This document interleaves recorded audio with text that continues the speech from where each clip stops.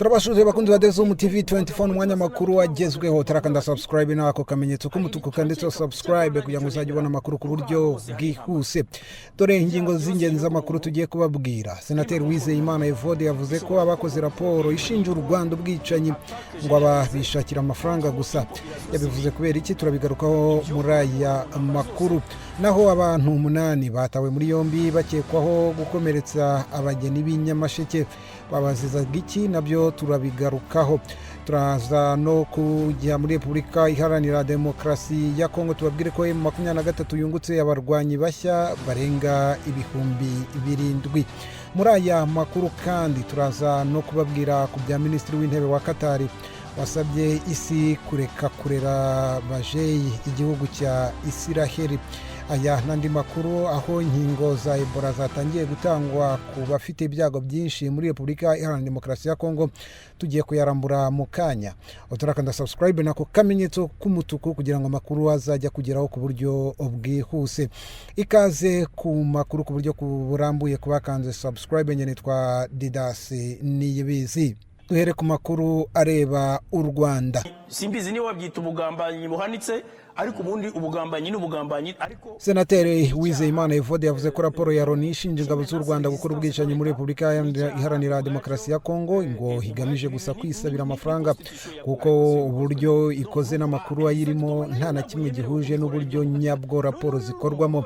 Iyi raporo yakozwe n'ishami rya Loni ishinzwe uburenganzira bw'ikiremwa muntu, igezwa ku kanama ka Loni gashinzwe uburenganzira bw'ikiremwa muntu ku itariki ya 9 Nzeri 2025 i Geneve mu Busuwisi. Komiseri wa Loni ushinzwe uburenganzira bw'ikiremwa muntu Volker Turk yagaragaje ko kuva tariki ya 8 kugeza ku tariki ya 29 Nyakanga 2025 abarwanyi ba M23 baherekejwe n'abasivile bafite imihoro n'abasirikari bikekwa ko ari aba-RDF ngo bateye amasambu menshi muri sheferi ya Bwisha abasivile magana biganjemo abahutu. Minisitiri ushinzwe uburenganzira bw'ikiremwa muntu muri Repubulika ya Demokarasi ya Kongo Samuel Mbemba yashingiye nawe kuri iyi raporo, avuga ko ahubwo Loni ikwiriye gushimangira ko ibyakozwe ari jenoside bidasubirwaho. Mu kiganiro na RBA, Senateri Uwizeyimana Evode yanenze iyi raporo ya Loni, avuga ko ngo abantu bajijutse ku rwego rwa Loni batakabaye bagendera ku makuru batagezeho ngo barangiza bakayatangaza nk'impuguke. Senateri yagize ati uburyo bakoresheje mu kubona amakuru bugaragaza ko raporo idakozwe mu buryo bwa science. Ntabwo waba uri impuguke ngo uvuge ngo umuntu yaguhaye amakuru kuri email utazi niba yarahimbye ibyo bintu. Abayikoze bari Kampala ngo bakajya banyarukirayo.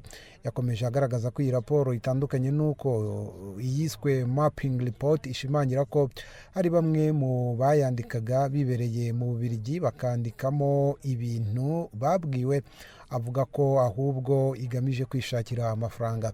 Ati ntabwo ari raporo igendeye kuri science yo kwizerwa, ni raporo ubona igamije gusaba amafaranga.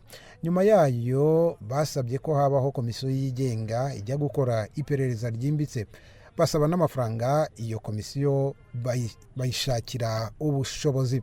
Inararibonye muri politike y'akarere Maître Gasominari Jean Baptiste nawe yanenze iyo raporo ya Repubulika Iharanira Demokarasi ya Kongo yashingiyeho isaba Loni gushimangira ko hari jenoside iri gukorerwa abahutu. Yavuze ko bitumvikana uburyo abakoze iyo raporo bayishingiye ku kuvuga ko hishwe abantu gusa ariko batagira ikibaranga na kimwe. Gasominari yagize ati ntabwo wavuga ngo hagati ya tariki 8 na 29 Nyakanga hishwe abantu gusa udashobora kumenya abari bo aho baguye, uretse kuvuga gusa ngo ni muri sheferi ya Bwisha mu mirima itandukanye, utavuga ngo ni mu murima wande. Ese byari ubudehe abo bantu baje guhingira umuntu? Yakomeje agaragaza ko Repubulika ya Demokarasi ya Kongo ishimangira ubwicanyi butabaye igamije gutwikira ubukorwa n'indi mitwe ariko iyo mitwe ngo Repubulika ikaba idashaka kuyivugaho. Ati hari abaherutse kwicwa na ADF muri teritwari ya Beni barenga 86 kandi amashusho arahari, amazina yabo arazwi naho bakomoka, ariko ntibigeze bashaka kubivugaho. Muri turi naho hagiye gushira imyaka 2 nta joro ry'ubusa hatajya hicwa abantu 5. Leta ya Kongo yakabaye ijya muri kariya kanama ka Loni ikagaragaza ko abantu bari gutikira buri munsi, ahubwo ikaka ubufasha. Nibyo yakora aho kugira ngo ihimbe abantu bapfuye idashobora no kugaragaza abo ari bo, kuko hari uwo ishaka guharabika.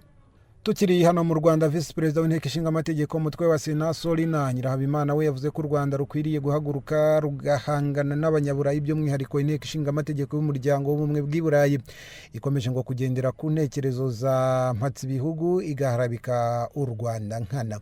Yabigarutseho ku itariki ya 15 Nzeri 2025 ubwo Inteko Rusange ya Sena yatangizaga igihembwe kidasanzwe kugira ngo isuzume ikibazo cy'inyungu rusange kijyanye n'umwanzuro wa 2025 akarongo 2861 RCP cyo ku ya 11 Nzeri 2025 w'Inteko Ishinga Amategeko y'Ubumwe bw'i Burayi uvuga ku Rwanda n'umwanzuro ujyanye n'inteko ya EU yasabye u Rwanda kurekura Ingabire Victoire Umuhoza ufunzwe kuva muri Kamena 2025.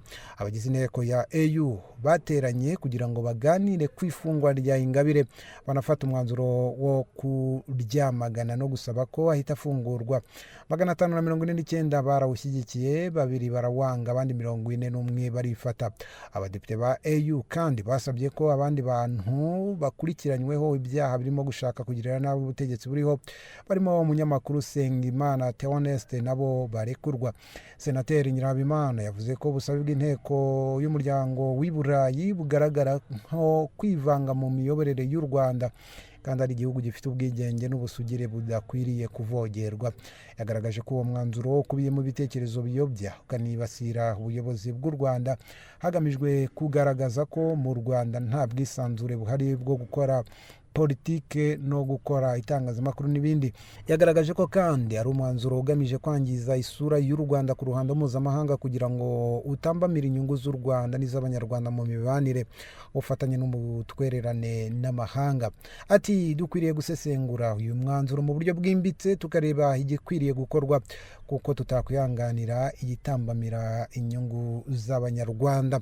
Yavuze ko nubwo ubufatanye hagati y'inteko zishinga amategeko bukwiriye ku mpande zombi kuko ari ngombwa, ariko abo mu nteko ya EU bafashe icyemezo nkana bitari uko batari bazi ko u Rwanda rukora kandi ngo rukora neza. Senateri Nyirahabimana yavuze ko hari inyandiko ishingiye ku rwango n'ibitekerezo bya mpatsibihugu, ngo ni babandi barakazwa n'uko umuntu yakoze neza. Ubufatanye hagati y'inteko nibubeho, ariko ngo ntabwo byabuza abantu nk'aba n'ubundi kuzagarura undi mwanzuro. Senateri Nyirasafari Esperance we yavuze ko ibyakozwe n'inteko ya EU ntawe byatangaza, kuko abanyaburayi bakunze kuvogera ubusugire bw'igihugu bakinjira mu mikorere y'urwego rw'ubutabera. Agaragaza ko bidakwiriye kwihanganirwa. Kuri Senateri Nyirasafari we avuga ko ntawe ukwiriye kwihisha mu mutaka w'ubwisanzure bwo gutanga ibitekerezo, wakora ibyaha ngo u Rwanda rubireberere. Senateri Rugira Amande we yavuze ko Inteko Ishinga Amategeko ya EU imaze kugira akamenyero ibikorwa byo gushyira u Rwanda ku rwego rwo guhora rwisobanura. Biteganyijwe ko komisiyo z'imitwe yombi zifite amategeko n'uburenganzira bwa muntu mu nshingano zisesengura uyu mwanzuro w'inteko ya EU mu buryo butomoye. Ibyavuyemo rero bikagezwa ku nteko rusange y'Inteko Ishinga Amategeko y'imitwe yombi. Mu yandi makuru, abantu 8 batawe muri yombi bakekwaho gukomeretsa abageni i Nyamasheke. Ubuyobozi bw'inzego z'ibanze mu karere ka Nyamasheke bwatangaje ko ku bufatanye n'inzego z'umutekano bamaze guta muri yombi abasore 8 bakekwaho gukubita no gukomeretsa umusore bo mu murenge wa Bushenyi mu karere ka Nyamasheke biteguraga kurushinga. Buvuga ko abakekwaho ngo bashobora kwiyongera kuko hari n'abandi batarafatwa. Ku itariki ya 10 Nzeri 2025 saa 3 z'ijoro nibwo Habumugisha Fiston w'imyaka 25 na Muhawe nayo Jeannette w'imyaka 21 batezwe n'insoresore z'abajura zirabakomeretsa. Ibi byabaye mu gihe bwari buke umusore ajya gusaba no gukwa umugeni we bari bamaze umwaka basezeranye imbere y'amategeko. Izo soresore ngo zarabakubise zirabakomeretsa, zinabambura telefone 2, iy'umugeni n'iy'umukwe, igikapu cyarimo agatimba n'inkweto by'umugeni, imipira ibiri y'imbeho n'ibindi byari bukoreshwe n'isakoshi yari irimo n'amafaranga ataramenyekana umubare baratwara. Ibi bikimara kuba, inzego z'umutekano zifatanyije n'inzego z'ibanze zahise zitangira gushakisha aya mabandi, dore ko yari amaze iminsi ategera abantu mu mudugudu wa Bushenge, akagari ka Bushenge mu murenge wa Bushenge, akabambura. Icyo gihe umukwe we n'umugeni ngo bahise bajya kuvurirwa mu bitaro bya Bushenge, ubukwe burasubikwa. Umunyamabanga nshingwabikorwa w'umurenge wa Bushenge Habumugisha Yasente yavuze ko ku ikubitiro bahise bafata abasore batatu, abafashwe bakajya bavuga abo bakorana, bituma kugeza ubu ku itariki ya 15 Nzeri hamaze gufatwa abagera ku 8. Avuga ko hashobora no kuba hari n'abandi bari muri aka gatsiko k'izi nsoresore ziteza umutekano muke, cyane cyane muri centre y'ubucuruzi ya Bushenge. Hafi ya bose bakaba ari bo mu mudugudu wa Runyinya, akagari k'Impara. Muri Repubulika Iharanira Demokarasi ya Kongo, umutwe witwaje intwaro wa M23 urwanya ubutegetsi bwa Repubulika Iharanira Demokarasi ya Kongo watangaje ko wungutse abarwanyi bashya 7,437 bari bamaze amezi 6 batorezwa mu kigo cya gisirikari cya Rumanga mu ntara ya Kivu y'Amajyaruguru. Umuhango wo kwinjiza abarwanyi mu gisirikari witabiriwe n'umuyobozi w'ihuriro wa AFC M23 Colonel Nanga n'umuyobozi w'abarwanyi wa M23 General Major Sultan Makenga. Hari ku itariki ya 14 Nzeri 2025. Umuvugizi wa AFC M23 Lawrence Kanyuka yatangaje ko abarwanyi barimo abahoze ari abasirikare ba Repubulika ya Demokarasi ya Kongo n'abandi bo mu yindi mitwe igize ihuriro Wazalendo biyunzeho ubwo hafatwaga imijyi irimo uwa Goma na Bukavu muri Mutarama na Gashyantare 2025. General Makenga yamenyesheje aba barwanyi ko bahawe iyo myitozo kugira ngo babohore igihugu cyabo, kuko ubutegetsi bwa Perezida Felix Antoine Tshisekedi ngo bukomeze kwica abaturage bubaziza ubwoko bwabo, gusenya imidugudu yabo, kandi ngo byasenye igisirikari cy'igihugu. Uyu murwanyi yagaragaje ko Perezida Tshisekedi aha ingabo z'ibindi bihugu agaciro kurusha iz'igihugu cye. Ati aba bafite agaciro kurusha abanyekongo n'abasirikari b'ikindi gihugu. Igihugu cyacu kirasa nkaho cyagizwe ikimoteri. Umuntu utubaha igisirikari ntiyubaha igihugu, ntakunda abanyekongo, ntibikwiriye ko akomeza kuyobora.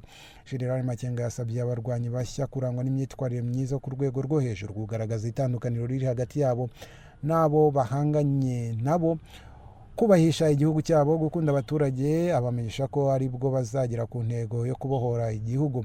Mu ntangiriro za Nzeri 2025, General Major Makenga yagaragaje ko abarwanyi ba M23 bafite intego yo gufata indi mijyi ikomeye ya Repubulika Iharanira Demokarasi ya Kongo, harimo nka Kalemi mu ntara ya Tanganyika, Kisangani mu ntara ya Chopo na Kindu muri Maniema. Kandi ngo kugira ngo ibyo bishoboke bisaba kubona abanyamuryango bashya. Colonel Nangawe yamenyesheje abarwanyi bashya ko uretse iyi mijyi, M23 izabohora n'indi irimo Lubumbashi mu ntara ya Haut-Katanga, Mbandaka muri Equateur n'umurwa mukuru wa Repubulika ya Demokarasi ya Kongo ari wo Kinshasa. Tukiri aha muri Kongo, ishami ry'umuryango w'abibumbye ryita ku buzima OMS ryatangaje ko ryatangiye gutanga inkingo za Ebola ku bafite ibyago byinshi byo kwandura, harimo abaganga n'abahuye n'abarwayi b'iki cyorezo mu ntara ya Kasai muri Repubulika Iharanira Demokarasi ya Kongo. OMS yabitangaje ku itariki ya 14 Nzeri 2025, ikavuga ko doze 400 za mbere z'inkingo za Evebro zagejejwe Ebola, aho icyorezo kibasiye cyane cyane zikuwe mu bubiko bw'igihugu burimo izigera ku 2,000. Ishyirahamwe mpuzamahanga rishinzwe gutanga inkingo ryemeje ko rizatanga inkunga ya doze 45,000 z'inkingo za Ebola zoherezwa muri Repubulika Iharanira Demokarasi ya Kongo mu rwego rwo gukumira ikwirakwizwa ry'iki cyorezo, nk'uko OMS ibitangaza. Mu ntangiriro za Nzeri nibwo byatangajwe ko iki cyorezo cyongeye kugaragara muri Repubulika Iharanira Demokarasi ya Kongo. Mu bimenyetso bya Ebola harimo kugira umuriro mwinshi, kubabara mu ngingo no kurwara impiswi, ndetse iyi virusi ngo ishobora no kuguma mu mubiri w'umurwayi igihe runaka ikazagaruka. Amakuru atangwa na Minisiteri y'Ubuzima muri Repubulika Iharanira Demokarasi ya Kongo ivuga ko hari abantu 32 bakekwaho ubwandu, 20 bamaze kwemezwa ko banduye, naho 16 barapfuye. Umuyobozi uhagarariye OMS muri Repubulika ya Demokarasi ya Kongo Patrick Otimi mu cyumweru gishize ubwo yari mu nama yabereye mu Busuwisi yavuze ko bari guhagarika iki cyorezo ndetse ngo birashoboka ariko ngo bizagorana n'ibidafatiranwa mu maguru mashya. Yasabye ubufasha bwisumbuye haba ku gihugu no ku bandi bafatanya bikorwa. Naho Minisitiri w'Intebe wa Qatar Sheikh Mohammed bin Abdulrahman bin Jasmin Al Thani yasabye umuryango mpuzamahanga ukomeye ku isi kureka gukomeza kurera Isiraheli bajeyi bakayifatira ibihano nyuma y'ibitero yagabye ku buyobozi bwa Hamas i Doha muri Qatar. Ku itariki ya 9 Nzeri 2025 nibwo ingabo za Isiraheli ku bufatanye n'urwego rushinzwe umutekano n'iperereza Shin Bet zagabye ibitero ku nyubako zo muri Qatar zarimo abayobozi ba Hamas. Nyuma y'iki gitero Isiraheli yagabye muri Qatar yanenzwe n'abayobozi b'ibihugu bitandukanye ku isi barimo na Donald Trump uyoboye Leta Zunze Ubumwe za Amerika usanzwe ari inshuti y'akadasohoka y'iki gihugu. Ibi Sheikh Mohammed yabigarutseho rero mbere y'uko haba inama izahuza Qatar n'ibihugu by'ibituranyi birimo Bahrain, Kuwait, Oman, Arabia Saudite ndetse na Leta Zunze Ubumwe z'Abarabu, aho baziga ku buryo byashyiraho igitutu kuri Isiraheli kugira ngo ihagarike intambara muri Gaza. Ati igihe kirageze kugira ngo umuryango mpuzamahanga ureke kurera Isiraheli bajeyi aho gutangire uyifatire ibihano ku byaha byose imaze gukora ndetse banayisabe guhagarika intambara muri Gaza imaze guhitana abantu benshi. Yakomeje avuga ko ibintu bituma Isiraheli ikomeza gukora ibi bikorwa ari ukubera uburyo bihugu bikomeye ndetse n'imiryango mpuzamahanga bitajya bifatira ibihano ku byaha ikora birimo kuvogera ubusugire bw'ibindi bihugu. Bamwe mu bayobozi byitezwe ko bazitabira iyi nama harimo perezida wa Iran Masoud Pezeshkian, minisitiri w'intebe wa Iraq Mohammed Shia al-Sudan, perezida wa Turkiya Recep Tayyip Erdogan ndetse na perezida wa Palestine Mahmoud Abbas wageze i Doha we ku itariki ya 14 Nzeri. Ku musozo w'aya makuru reka tubabwire ko guverineri wa leta ya Utah muri Leta Zunze Ubumwe za Amerika Spence Cox yatangaje ko Tyler Robinson ukekwaho kwica Charlie Kirk atemera icyaha kandi ko yanze gufatanya n'inzego z'iperereza. Guverineri Cox yabitangaje ku itariki ya 14 Nzeri 2025 mu kiganiro yagiranye na ABC. Ati ntabwo yemera icyaha ndetse ntashaka no gufatanya n'abashinzwe iperereza ariko abamukikije bose barimo kudufasha. Tyler w'imyaka 22 ukekwaho ubwo bwicanyi afungiye muri gereza ya Utah, aho biteganyijwe ko azagezwa imbere y'urukiko ku wa kabiri tariki ya 16 Nzeri 2025 kugira ngo asomerwe ibirego ashinjwa. Guverineri Cox yavuze ko Robinson afite umukunzi akaba ari umwe mu bakomeje gufasha abashinzwe iperereza nk'uko urwego rw'iperereza muri Amerika FBI rubihamya. Abashinzwe iperereza bavuze ko nyuma y'iraswa rya Kirk, Robinson yemereye inshuti ze ko ari we wabikoze mu biganiro bagiranye ku rubuga rwa Discord. Ati icyo twakwemeza nuko ibyo biganiro byabaye ariko inshuti ze ntizemeraga ko ari we kugeza ubwe ari we ubibwiriye ko yabikoze. Robinson yafashwe ku itariki ya 12 Nzeri 2025 nyuma y'uko se amutahuye ku mafoto yafashwe na za kamera zicunga umutekano akamusaba kwishyikiriza polisi. Perezida wa Leta Zunze Ubumwe za Amerika Donald Trump yavuze ko wishe Kirk akwiriye igihano cy'urupfu. Guverineri Cox nawe yunze mu rya Trump avuga ko nahamwe n'icyaha bazashyirwa ari uko ahawe icyo gihano cyo kwicwa. Kugeza ubu impamvu yihishe inyuma y'urupfu rwa Kirk iracyari amayobera. Uyu Kirk Charlie yamenyekanye nk'imirimbanyi y'intekerezo zishingiye ku gusubiza Amerika uko yahoze. Yanashinze umuryango wa Turning Point USA. Yishwe arashwe ku itariki ya 10 Nzeri 2025. Uyu akaba yari inshuti ikomeye ya perezida Donald Trump. Yishwe ubwo yari gutanga ikiganiro muri kaminuza ya Utah Valley. Dusoreje amakuru twabateguriye agezweho. Utarakana subscribe nako kamenyetso kandi subscribe kugira ngo uzajye ubona n'andi makuru atandukanye utasanga ahandi. Niwibagirwe gukanda niyo nzogera ihitiza kugira ngo amakuru dushyizeho uzajye uyabona mu buryo bwa notification. Nitwe bambere tugera ku makuru ukayumva uri uwa mbere. Bye.